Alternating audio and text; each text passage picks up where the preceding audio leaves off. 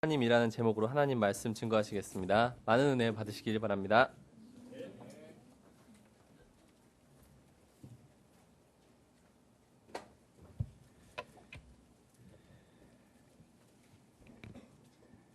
안녕하세요.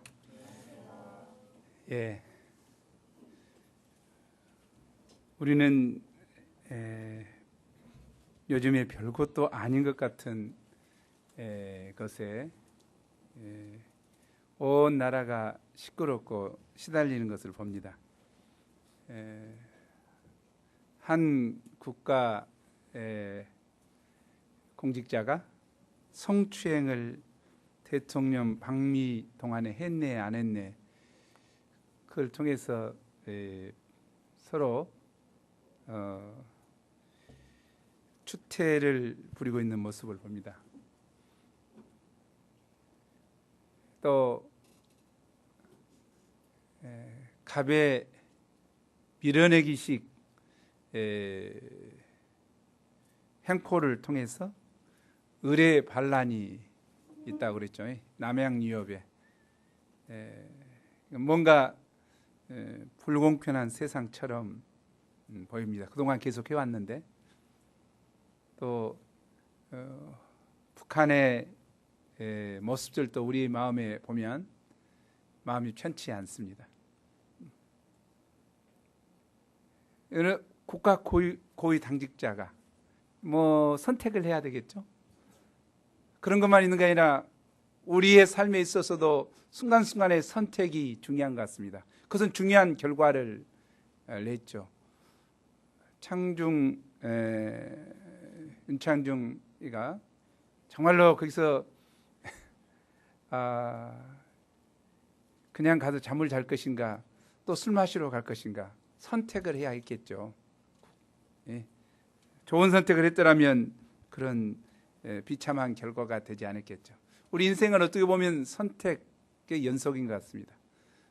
좋은 선택을 하면, 더욱이나 믿음의 선택을 하면, 그것은 우리 앞에 날이 갈수록 하나님의 축복이 있겠지요. 당장에는 눈에 보이지 않지만, 그러나 좋을 것 같지만, 달콤할 것 같지만, 행복할 것 같지만, 잘못된 선택을 하면 그 선택은 그때 감춰질지라도 날이 갈수록 비참한 인생을 살게 되는 것 같습니다. 우리의 선택이 참으로 중요한 것 같습니다. 오늘 아브라함의 선택과 롯의 선택을 생각해 보기를 원합니다. 또 아브라함이 그렇게 선택할 수 있었던 이유가 무엇인가, 그 근원이 무엇인가를 찾아보기를 원합니다. 우리도 아브라함처럼 정말 그분이 믿는 천지의 주제시여 지극히 크신 하나님을 믿음으로, 믿음의 선택을 할 수 있기를 간절히 기도합니다. 제일 1부 파트 1, 아브라함의 선택과 롯의 선택, 13장입니다. 아브라함이 신앙 출발할 때 롯도 함께 떠났습니다. 그들은 애굽에도 함께 갔다 왔습니다. 하나님께서 아브라함을 축복하셨을 때 롯도 역시 축복을 받아 부자가 되었습니다. 13장 5절입니다. 아브라함의 소유와 롯의 소유가 많고 또 땅은 좁아서 함께 있을 수 없게 되었습니다. 부자가 되고 나니까 이제 목초지도 부족하고 가축들이 먹어야 될 물도 부족했습니다. 그래서 서로 아브라함의 목자들과 롯의 목자들이 서로 목초지를 얻기 위해서 경쟁하고 다투게 되었습니다. 그들이 불신자들 앞에서 물질 문제로 다투는 것은 영향력이 좋지 않는 일입니다. 이때 아브라함은 숙부의 권유를 내세워 내가 그동안 나에게 많은 은혜를 입었으니 내 갈 길로 가라 하고 밀어낼 수 있었습니다. 요즘에 대기업의 행포처럼 밀어낼 수 있습니다. 그러나 그는 기득권을 주장하기보다 오히려 롯에게 우선권을 양보했습니다.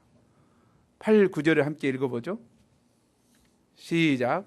아브라함이 롯에게 이르되 우리는 한 친족이라 나나 너나 내 목자나 내 목자가 서로 다투게 하지 말자. 내 앞에 온 땅이 있지 아니하냐. 나를 떠나가라. 내가 자하면 나는 우하고 내가 우하면 나는 저하리라. 목축을 하는 그들에게 좋은 목초지를 양보한다는 것은 결코 쉬운 일이 아니었습니다.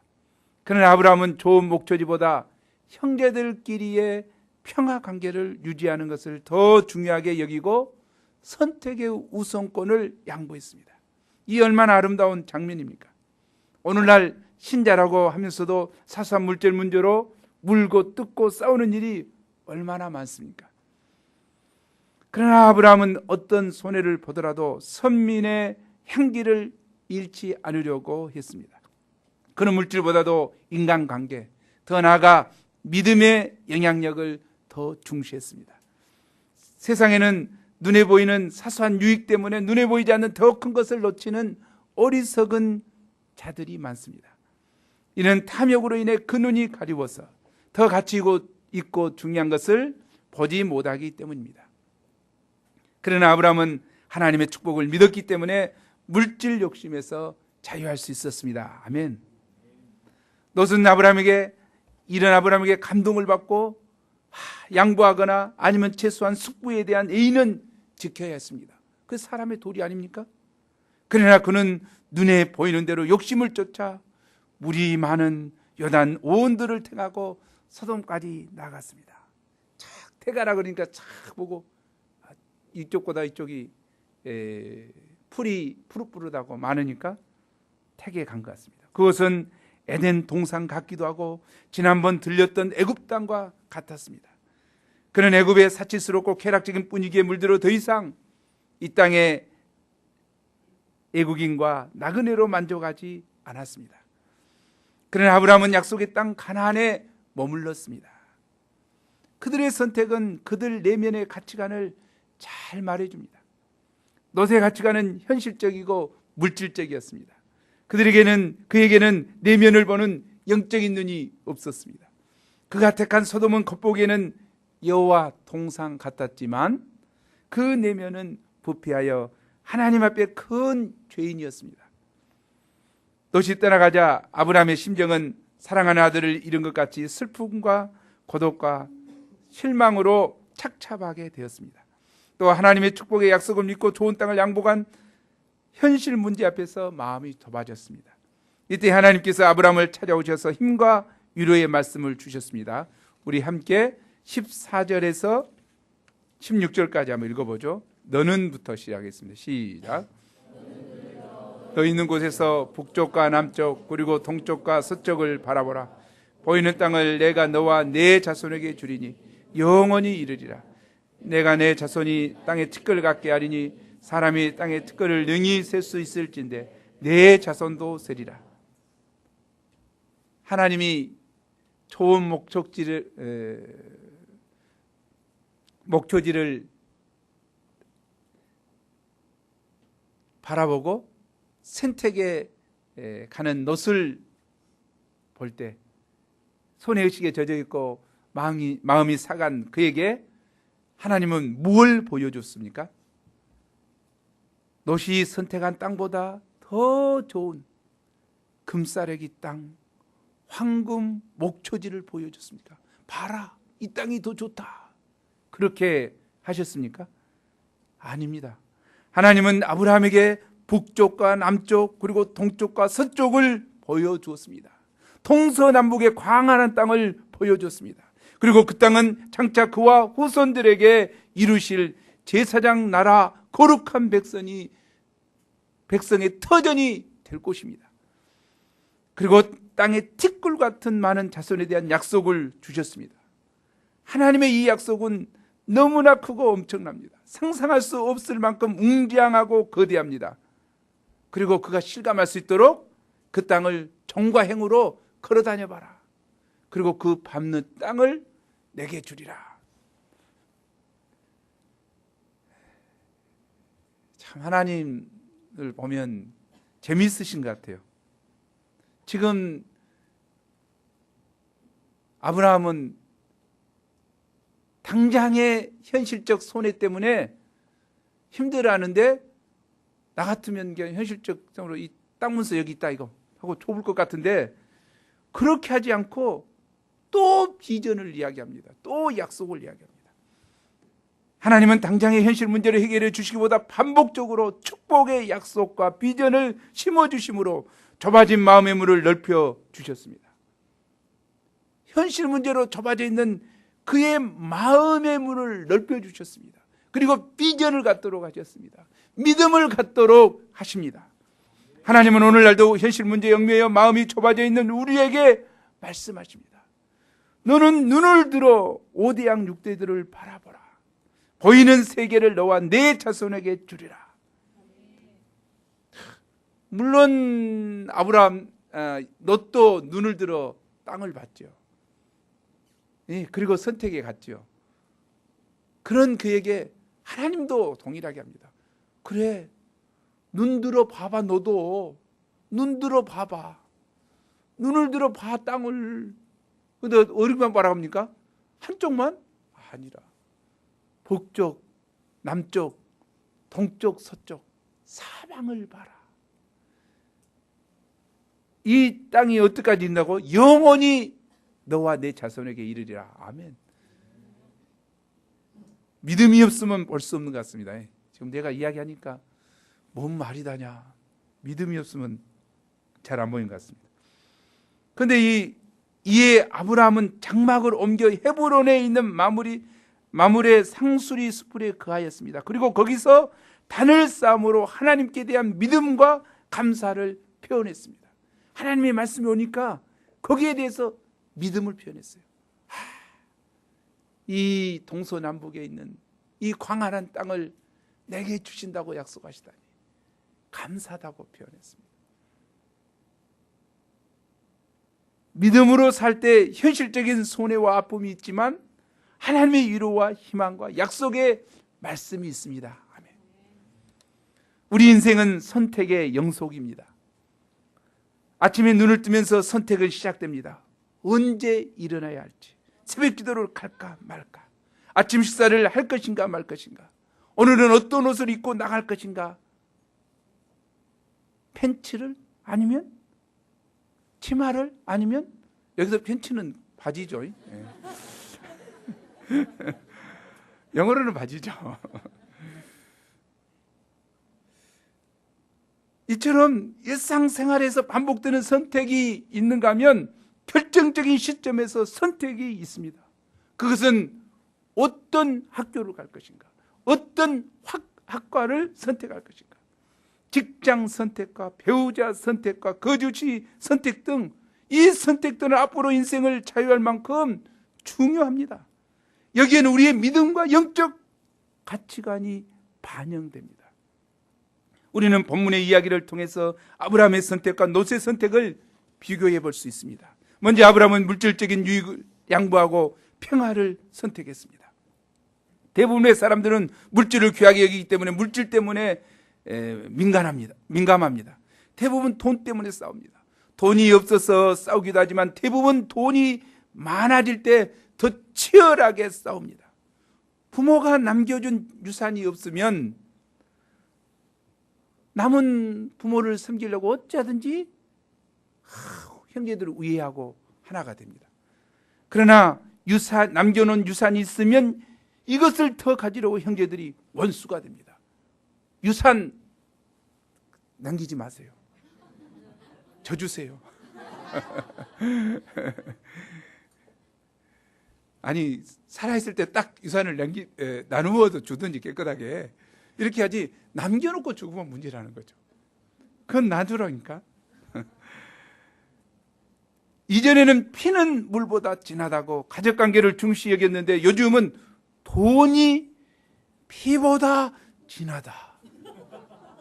돈이 피보다 진해. 돈 때문에 싸우는 거야. 형제고 뭐고 없어. 회사가 돈을 많이 벌게 되면 서로의 이권을 차지하려고 회사가 전쟁터가 됩니다. 사람들은 조금이라도 물질적인 손해를 보지 않으려고 혈안이 됩니다. 이를 보여주는 재미있는 예화가 있습니다. 어떤 사람이 공중전화에 가서 돈을 넣습니다. 그냥 돈을 먹어버려요. 아이고, 화가 나지. 또 먹어버려. 전화를 했어요. 이거 돈이 계속 먹으니까 와서 해결해주라. 안 와요. 옆에서 보고 있다가 어떤 사람이 전화를 했죠. 아이, 돈을 넣으니까 막 쏟아지네요. 그러니까 막 달려오는 거야. 급기 오는 거야. 이 손해를 안 보려고 말이지. 자판기 주인의 이 마음, 공중전화도 아니라 자판기 주인이 그렇다 말이야. 자판기 주인이. 공중전화야 뭐 KT가 아니까 뭐 문제가 안 되겠죠. 자판기 주인 말을. 그런데 8, 9절에 보면 아브라함은 땅을 선택하는 데서 우선권을 노새에게 양보했습니다. 목축을 하는 아브라함에게 목초지는 금덩어리만큼 귀한 것입니다. 그러나 아브라함은 물질적인 유의를 얻기보다 형제들 간의 평화를 추구하였습니다. 이렇게 평화를 추구한 근거가 무엇입니까? 그것은 아브라함이 만복의 근원이신 하나님을 믿었기 때문입니다. 그는 물질보다 모든 것을 주관하시는 하나님을 의지했습니다. 하나님께서 그의 인생에 필요한 것을 예비해 주시고 도와주실 것을 믿었습니다. 그러기에 목초지 선택의 우선권을 양보할 수 있었습니다. 하나님께서는 이러한 선택을 한 아브라함에게 약속의 비전을 상기시켜 주셨습니다. 동서남북 사방을 둘러보도록 하고 보이는 땅을 다 주실 것을 약속하셨습니다.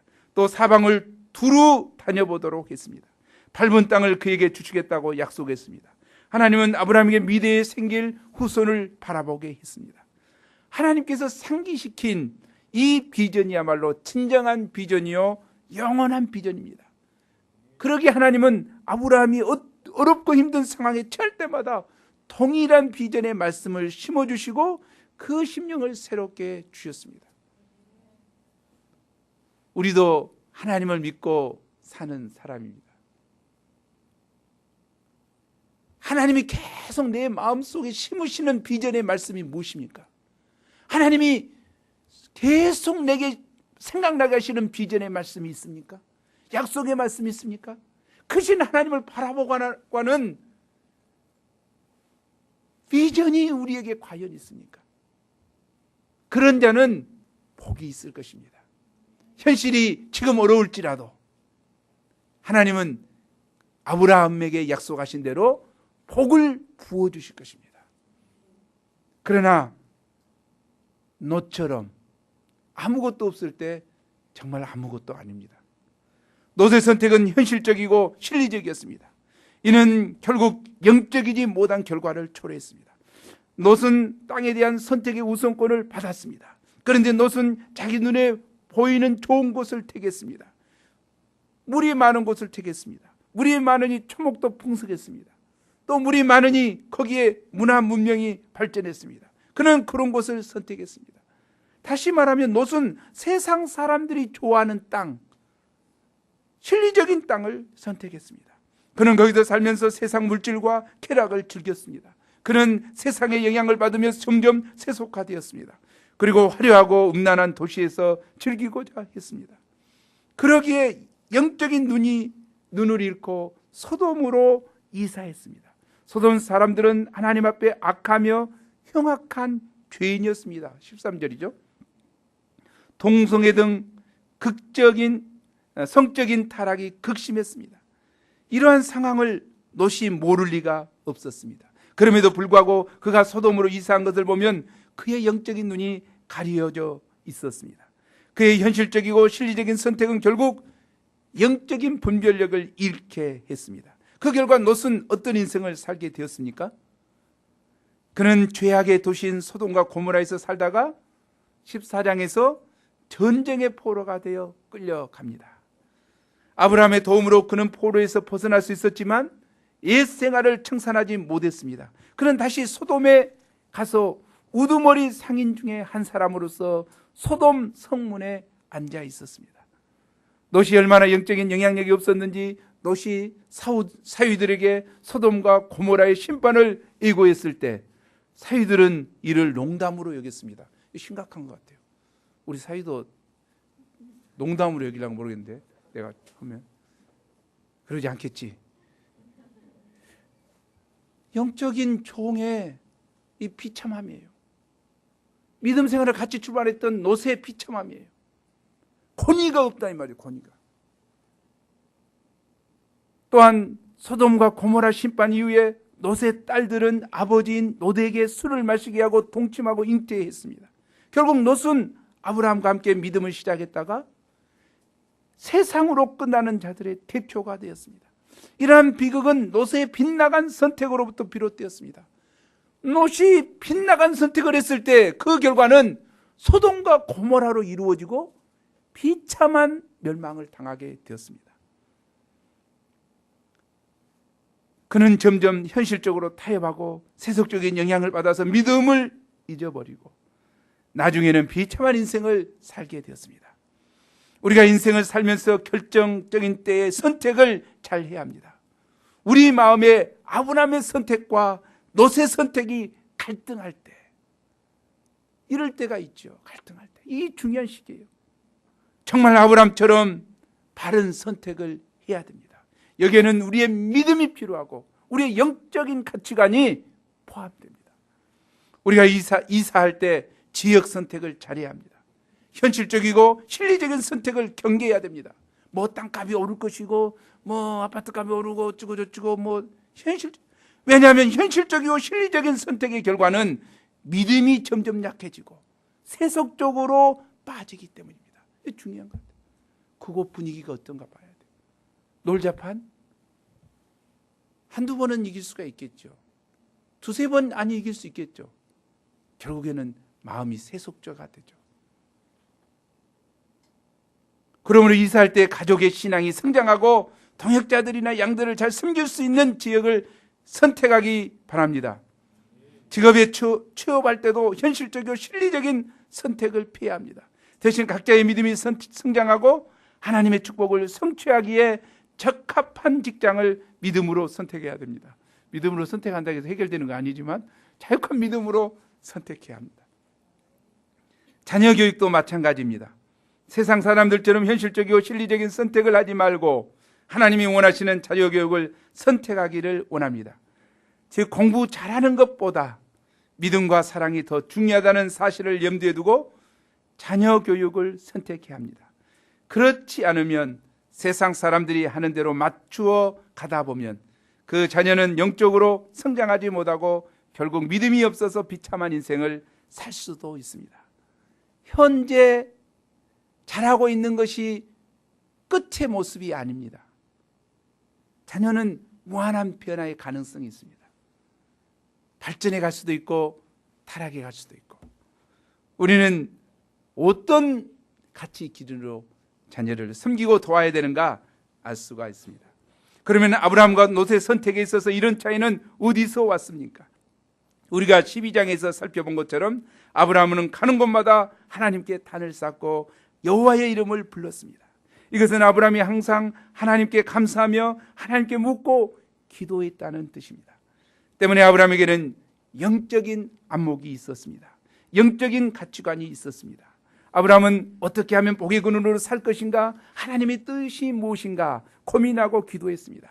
때문에 아브라함은 재물에 연연하지 않을 수 있었습니다.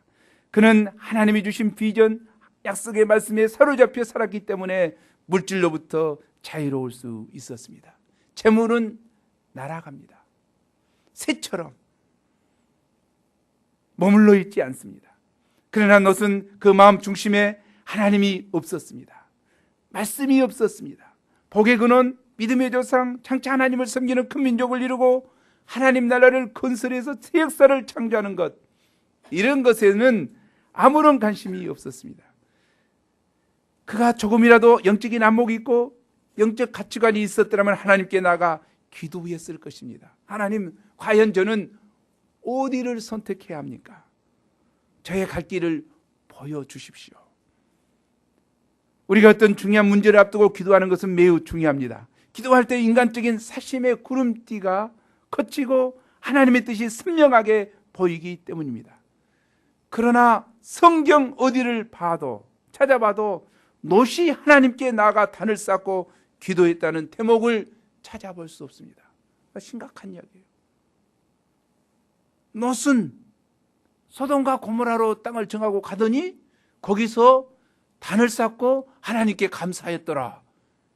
그 절 있는가요? 내가 복으면 있는데 없다 이 말이에요.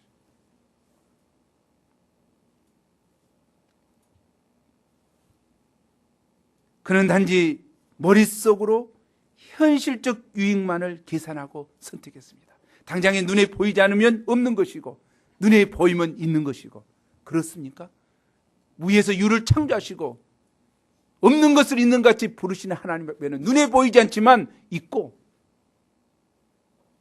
있는 것 같지만 사라질 것이죠. 중요한 것 같아요. 믿음의 세계는 그렇습니다.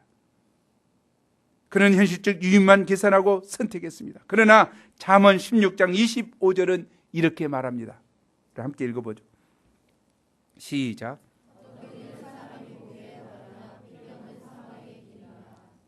롯이 선택한 길이 바로 그것이었습니다. 자기 눈에 볼 때 소돔과 고모라 쪽이 정말로 바른 것이요, 쉽게 부자가 되고 행복할 것이라고 생각했는데 필경은 사망의 길이었습니다. 우리도 눈에 보이는 현실적인 유익의 기초에서 선택할 것이 아니라 아브라함처럼 믿음으로 하나님 편에서, 말씀 편에서 선택하고 믿음으로 하나님의 약속과 비전을 붙들고 살아야 하겠습니다. 지금 좀 손해를 보고 고생하는 일이 있을지라도 영적인 것을 귀히 여기고 하나님의 뜻을 쫓아 살아야 하겠습니다. 하나님을 믿는 자로서 우리의 매일의 삶에서 무엇을 기초로 하여 선택합니까? 아니, 우리가 지금 현재 붙들고 있는 하나님의 말씀이 있습니까? 하나님의 비전이 있습니까? 그것이 나의 삶의 방향이요, 나의 삶의 기초가 됩니까? 아브라함은 연약했지만, 아니, 딸 자식 하나 없는 현재 형편이 힘든 상태였지만 그의 심령에는, 그의 마음속에는 하나님이 계셨고 하나님이 주신 말씀이 계셨고 하나님의 약속이 있었습니다. 그는 상황은 힘들었지만 이 약속 때문에, 이 하나님 때문에 흔들리지 않는 삶을 살았습니다. 하나님은 살아계십니다. 살아계신 하나님께서 그의 약속을 붙들고 사는 그를 결국 축복하십니다. 승리케 하십니다. 우리도 이 아브라함의 선택의 인생을 살 수 있기를 간절히 기도합니다. 파트 2, 아브라함에게 승리를 주신 하나님 14장입니다. 14장 전반부를 보면 당시 조그만 도시 국가들이 서로 연합하여 싸우고 또 배반하는 등 많은 전쟁을 하고 있음을 알 수 있습니다. 11절을 보면 당시 엘람왕 구돌라오멜을 중심한 4개국 동맹군이 소돔왕을 포함한 5개 연합군과 싸워 승리하였습니다. 이에 구돌라오멜 동맹군들이 드는 소돔과 고모라 사람들과 그들의 모든 재물과 양식을 빼앗아 갔습니다. 12절이죠. 그런데 이때 아브라함 조카로 또 함께 사로잡혀간 것입니다. 이 소식을 들은 아브라함의 반응이 어땠습니까? 우리 14절을 함께 읽죠. 시작. 아브라함이 그의 조카가 사로잡혀갔.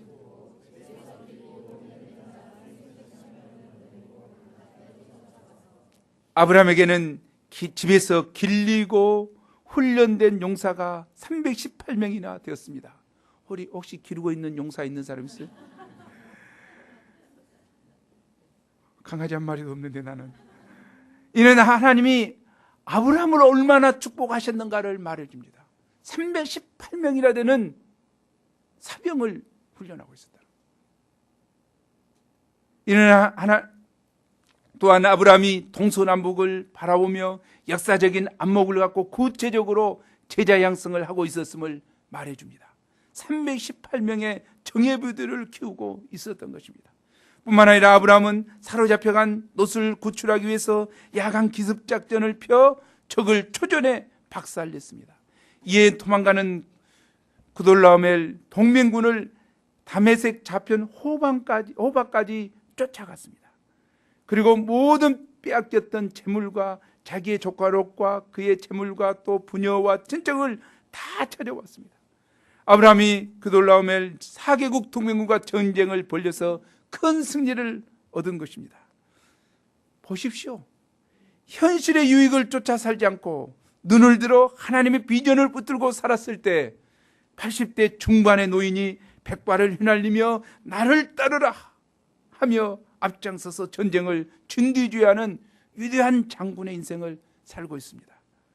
나이에 관계없이 청춘의 인생을 살고 있는 것입니다. 여기서 우리는 아브라함을 통해 상한 목자 심정을 배울 수 있습니다. 앞에서 아브라함과 조카 롯이 분가할 때 아브라함이 롯에게 어느 쪽을 갈 것인가를 선택할 때 조카 롯은 어떻겠습니까? 인정사정 없이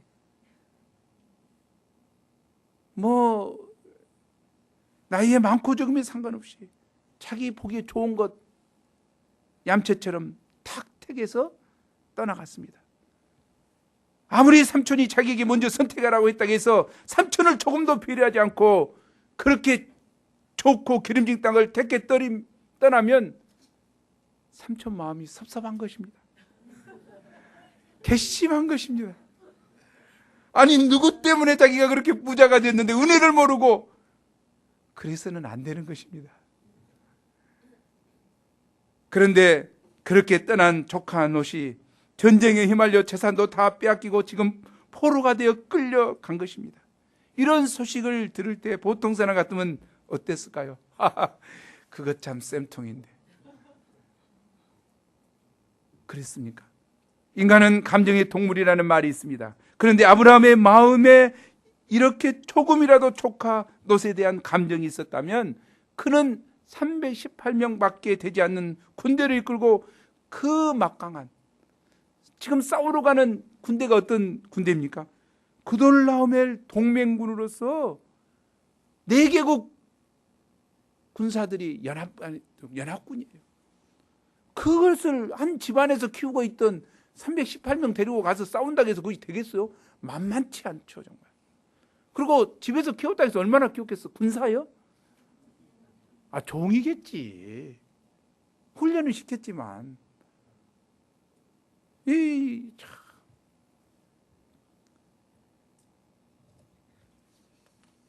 또 내 나이에 이런 전쟁을 내가 수행하랴 하면서 이 편계 저 편계 되면서 어쩔 수 없는 채 할 수 있었습니다.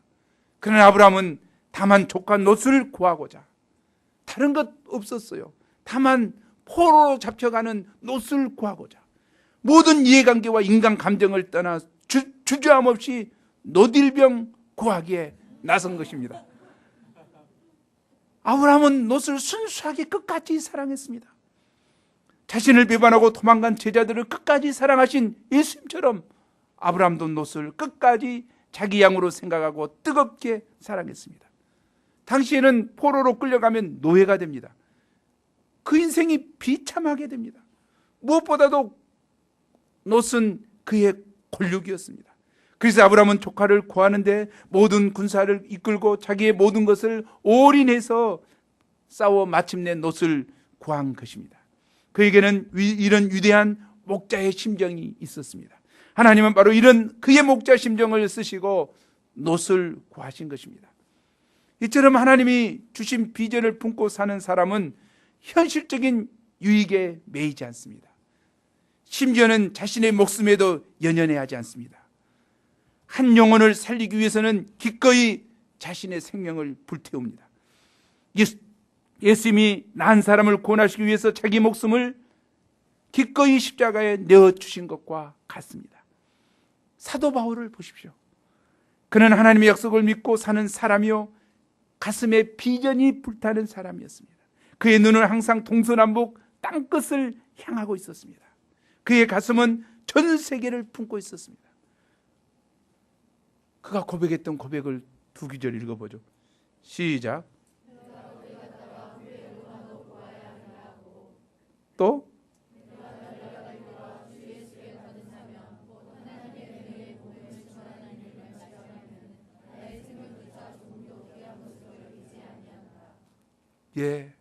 그의 가슴은 세계 선교 비전으로 펄펄 끓고 있었습니다. 그는 결코 지치지 않는 하나님의 역사를 섬기는 위대한 노장이었습니다. 우리 역시 이런 목자 심정을 가지고만 있다면 어떤 난관이 있더라도 이를 극복하고 한 영혼을 도울 수 있을 것입니다. 아멘. 아브라함이 그돌라오멜 동맹군을 쳐부수고 돌아왔습니다. 그는 조카 롯과 함께 그에 속한 부녀들과 사로잡혀간 사람들 그리고 빼앗긴 재물을 모두 찾아가지고 개선을 한 것입니다.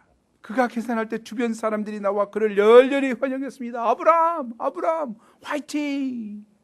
아브라함 오빠! 하고 부르는 여인도 있었습니다. 이때 소돔왕은 사흘 골짜기에 나와 그를 영접하였고 살렘한 멜기세덱은 떡과 포도주를 가지고 나와 그들을 맞이했습니다. 살렘왕 멜기세덱은 지극히 높으신 하나님의 제사장이었습니다. 그는 평화의 왕이요, 멜기세덱은 글자 그대로 의미를 풀이하면 의의 왕이란 뜻입니다. 평화의 왕, 의의 왕. 그런 그가 개선에 돌아오는 아브라함을 영접하며 축복해 주었습니다. 믿음으로 사는 자를 우리 축복하는 마음으로 우리도 한번 읽어보죠. 19절, 20절 상반절 시작. 천지의 주제시오 지극히 높으신 하나님이여 아브라함에게 복을 주옵소서. 너희 대적을 내 손에 붙이신 지극히 높으신 하나님을 찬송할지로다. 멜기세덱의 축복과 기도는 짧지만 위대합니다. 우리는 그의 이 기도에서 하나님이 어떤 분이신지를 배울 수 있습니다. 첫째, 하나님은 천지의 주제요 지극히 높으신 분이시라는 것입니다. 천지의 주제란 천지를 창조하시고 그 모든 것을 자기 뜻대로 통치하신다는 것입니다. 이 하나님은 참 하나님이 되시고 만왕의 왕이 되신 분입니다. 당시 왕들이 서로 패권을 잡고자 싸우고 있지만 사실상 세상을 통치하시는 분은 하나님이시라는 것입니다. 또한 아브라함이 살던 그곳은 우상이 가득했습니다. 그러나 그런 신들은 다 거짓된 신이요 오직 하나님만이 참 하나님이 되십니다. 둘째, 이 하나님은 축복의 하나님이시라는 것입니다. 하나님이여 아브라함에게 복을 주옵소서. 아브라함에게 복을 주옵소서. 우리를 진정으로 축복하실 수 있는 분은 오직 하나님 한 분뿐입니다. 아멘. 오직 하나님 한 분뿐입니다. 아브라함의 셋째는 하나님은 전쟁에서 승리를 주시는 분이시라는 것입니다. 아브라함이 집에서 길리온 사병 300여 명을 데리고 구돌라오멜 동맹군을 물리치고 승리한 것은 인간적으로 생각할 수 없는 것입니다. 어떻게 318명이 연합군을 다 쳐 부순단 말입니까? 하나님의 도우심이 없이는 불가능한 것입니다. 그래서 멜기세덱은 아브라함의 승리가 바로 하나님으로 말미암은 것임을 깨닫게 하시며 하나님께 찬송을 돌리도록 했습니다. 이 아브라함의 반응이 어땠습니까? 30절 하반절입니다. 우리 함께 읽어보죠. 시작. 아브라함이 기 얻은 것에서 10분의 1을 멜기세덱에게 주었더라. 아브라함은 이 승리의 때에 자칫 교만해지기 쉬웠습니다. 자기가 전술을 잘 쓰고 또 자기 군인들이 용감해서 그랬을 줄로 생각하기 쉽습니다. 많은 사람이 이런 오류에 빠지죠. 그러나 그는 멜기세덱의 축복과 기도를 통해 그 승리가 하나님께로부터 온 것을 깨달았습니다. 그리고 그가 전쟁에서 얻은 것도 하나님께로부터 온 것임을 인정하고 이에 하나님께 10분의 1을 드렸습니다. 그는 승리의 때 겸손히 하나님의 도우심과 은혜에 감사했습니다. 아멘. 이때 소돔왕이 나와서 재물은 아브라함이 갖고 사람만 자기에게 돌려보내달라는 말을 했습니다. 사실 소돔왕은 패배한 사람으로서 전쟁의 패자로서 아브라함에게 이런 말을 할 자격이 없습니다.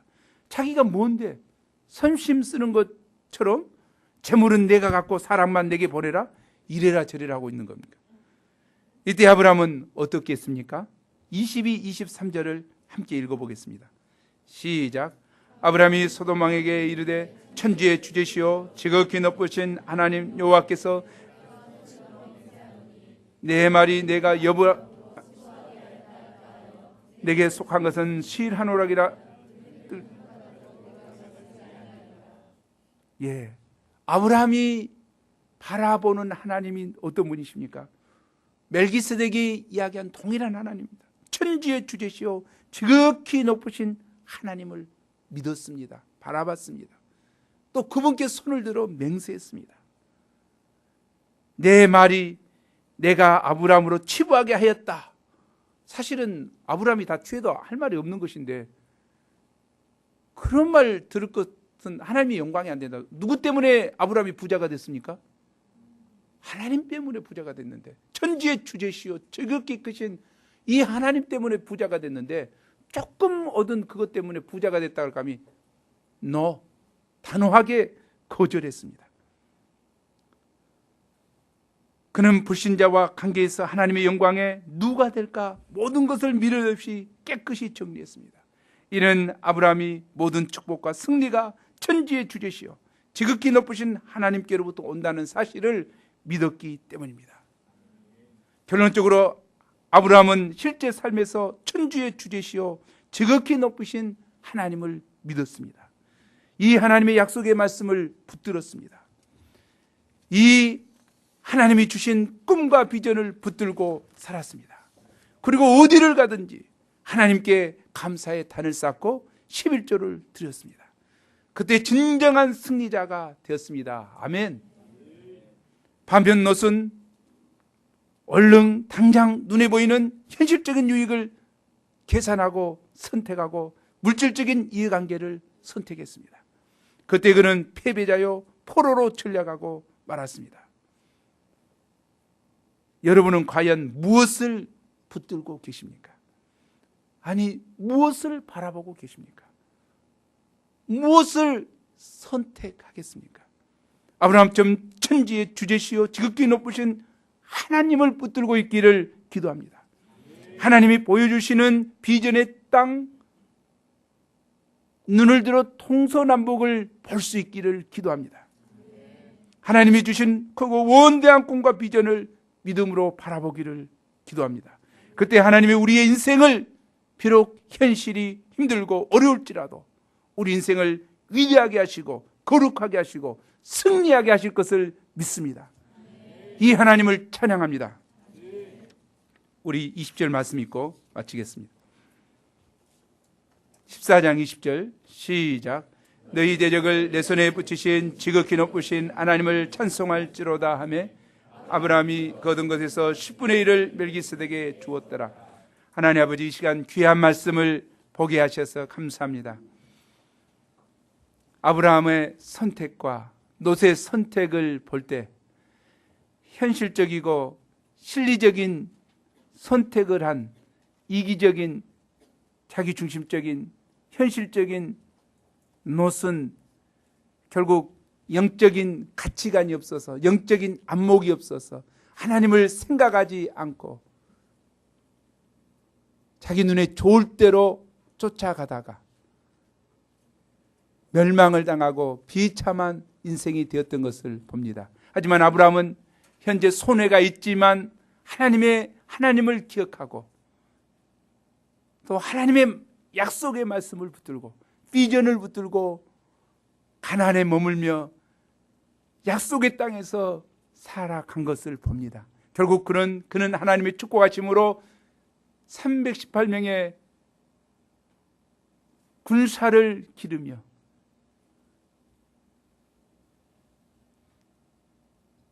포로로 잡혀간 롯을 쫓아가 구해내며 천지의 주제시요 지극히 크고 높으신 하나님의 영광을 드러내는 승리의 인생을 산 것을 봅니다. 하나님, 저희도 날마다 결정적인 순간에 선택의 인생을 삽니다. 저희가 선택을 하되 롯의 선택이 아닌 인간적으로 좋은 것의 선택이 아닌 세상 사람들이 다 좋아하는 것의 선택이 아닌 하나님 편에서 선택하게 도와주시고 하나님의 말씀 편에서 선택하게 도와주시고 하나님의 축복을 바라보며 선택하는 저희가 될 수 있도록 도와주십시오. 저희가 올바른 선택을 할 수 있도록 하나님 저희를 도와주옵소서. 감사합니다. 감사하고 예수님 이름으로 기도합니다.